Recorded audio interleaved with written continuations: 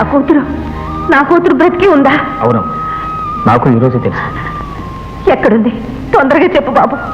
నోరారా అమ్మా అని పిలిపించుకోవాలని ఈ తల్లి పేగు తహతహలాడిపోతోంది. ప్రస్తుతం మీ కూతురు కూడా తల్లి ఓదార్పు అవసరాన్ని పరిస్థితుల్లోనే ఉందమ్మా. అందుకే మిమ్మల్ని తీసుకెళ్ళడానికి వచ్చాను. పద. Good morning sir.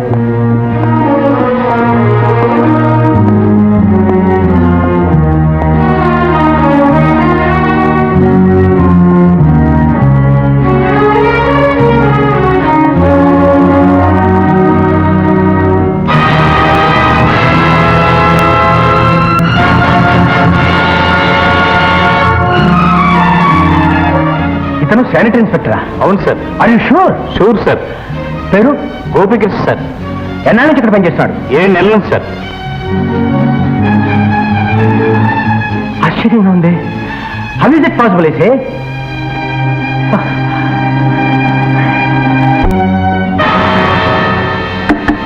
ఇక్కడ బుజ్జి ఎవరు?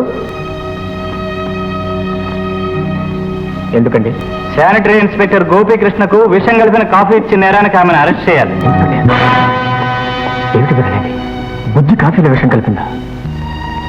ఒక్కసారి అటు చూడండి. పెళ్లి కాకపోయినా ప్రేమించిన వ్యక్తి చచ్చిపోయాడనే బాధతో బొట్టు తుడి చేసుకుని కుమిలిపోతుంది నా చెల్లెలు. అలాంటి నా చెల్లెలు విషం కలపగలదా? మీరే ఆలోచన చెప్పండి. ఆ కాఫీ మీ చెల్లె ఇచ్చింది అనడానికి బలమైన సాక్ష్యాధారాలు ఉన్నాయి మిస్టర్. సాక్ష్యాధారాలు ఉన్నాయా? వెల్, ఇప్పుడు చెప్పు, ఆ హత్య చేసింది నువ్వే కదూ?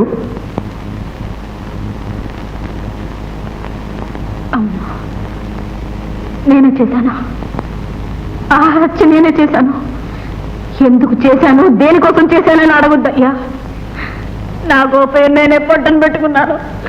నా చేతులారా నేనే చంపుకున్నాను. అబద్ధం. ఆ మాటలు నమ్మకండి. మతిస్థిమితం లేక అమ్మ అలా మాట్లాడుతుంది. నాకు తెలుసు, నా చెల్లెలకి ఏ పాపం తెలియదని. అమ్మ బుజ్జి, నీ గోపయ్యకు నిజం న్యాయం రెండు కళ్ళమ్మా. అతని మీద ప్రమాణం చేసి నిజం చెప్పమ్మా. అమ్మా, నువ్వు హత్య చేయలేదు కదా, చెప్పమ్మా. బుజ్జి, అబద్ధం చెప్పి ఒక హంతకుడు ఈ లోకంలో విచ్చలవిడిగా తిరిగే అవకాశం. చెప్పు, నిజం చెప్పమ్మా బుజ్జి. అలా అనుకోవటమే పొరపాటు. చట్టాన్ని కాపాడాలన్నా, ధర్మం 4 పాదాల మీద నడవాలన్నా కోర్టుకి, పోలీసులకి ప్రజలు సహాయపడాలి. ఇవాళ ఎవరినో హత్య చేయడం చూసి నేను ఊరుకుంటే రేపు నేను హత్య చేయబడ్డా అంతే జరుగుతుంది. అయ్యి ఏంటా మాటలు? చెప్తాను, నిజం చెప్తాను సారు. నిన్న రాత్రి ఎవరో మనిషిని హత్య చేయడం గోపయ్య తన కళ్ళారా చూశాడు. అక్కడి నుంచి తన పర్యటకులు రావడం ఆ హత్య చేసిన వాళ్ళు చూశారట. పొద్దున్నే ఈ విషయం స్టేషన్లో చెప్పాలనుకున్నాడు, కానీ తెల్లారిపోయాడు. ఆ కాపీ నేనే పంపాను, కానీ సత్య ప్రమాణకంగా అందులో విషయం కలుపుతుందని నాకు తెలియదయ్యా. నాకు తెలీదు. కరెక్ట్. నా అనుమానమే నిజమైందన్నమాట. ఈ నిజాన్ని నీ దగ్గర నుంచి రాబట్టాలనేనమ్మా నేను ఇంత క్రూరంగా ప్రవర్తించాను. I'm sorry mister Pratap, I'm very sorry. Alright. కానీ ఒక్క మాట, చట్టం పోలీసులో ఉన్నది నిరపరాధుల్ని రక్షించడానికే కానీ శిక్షించడానికి మాత్రం కాదు. ఆల్ రైట్, ఈ విషయంలో మీరు నాకు నిజం చెప్పారు కాబట్టి నేను కూడా మీకు ఒక నిజం చెప్తాను. అది మీకు శుభవార్త. ఏమిటి సార్? గోపి చనిపోలేదు.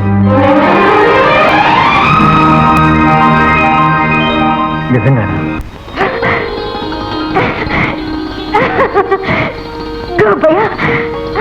ఇప్పుడు స్పృహలో లేడమ్మా, 1 గంటలో కోలుకుంటాడు. అమ్మా బుజ్జి, నీ ఆవేదననే అమ్మ ఆక్రందన్న ఆ దేవుడు విన్నాడమ్మా. అందుకే నీ దేవుడిని తిరిగి ఇచ్చేశాడు. అమ్మా రాధ, ఇక్కడెక్కడైనా చిటికడ కుంకం దొరుకుతుందేమో చూడమ్మా.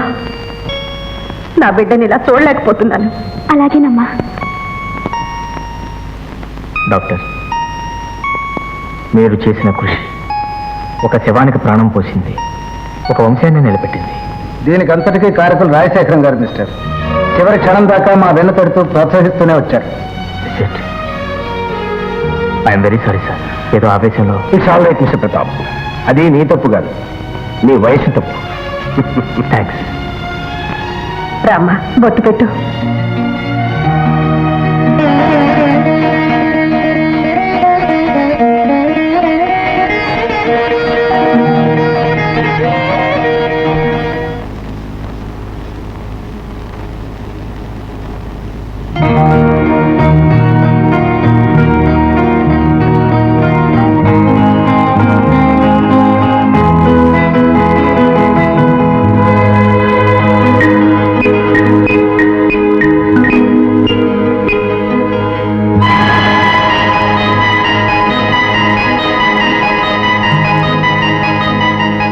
శ్రీరామ నీ నామెంతో రుచిరా, ఎంతో రుచి ఎంతో రుచి ఎంతో రుచిరా. అంత రుచిగా ఉంటే ఆ? రాత్రికి నీకు రామ్మలకాయ కూర వండి పెడతాను గాని ఆ. కాసేపు అలా అలా ఊకుండా కుదురుగా కూర్చుంటావయ్యా.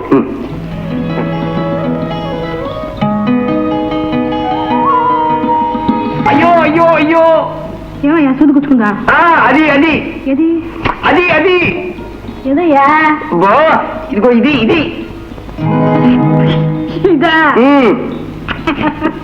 భలే సిగ్గుపడుతున్నావే, బ్రహ్మచారి సినిమాలో నాగేశ్వరలాగా.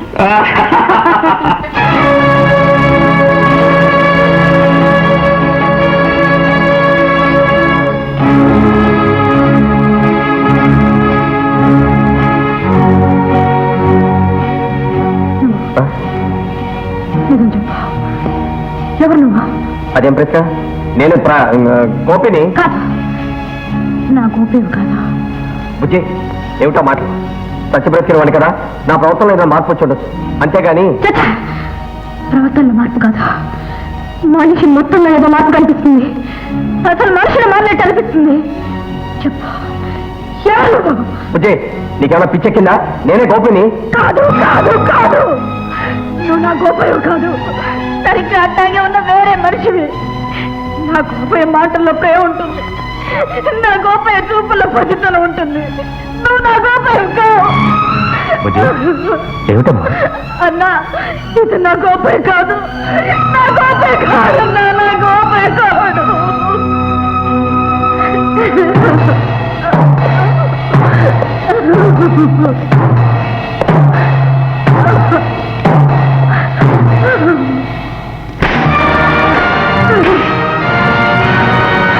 మా గోపి అహింసవాది, ఎవరి మీదకి చెయ్యి తిరగడు. చెప్పు, ఎవరు? అతను ఎవరైతే మనకి నా గోపయ్య కానప్పుడు పాపిష్టి దాన్ని నేను ఎవరికైతే దగ్గర అవ్వాలనుకుంటున్నానో వాళ్ళందరూ నాకు దూరం అయిపోతున్నారు. మోసపోయాను.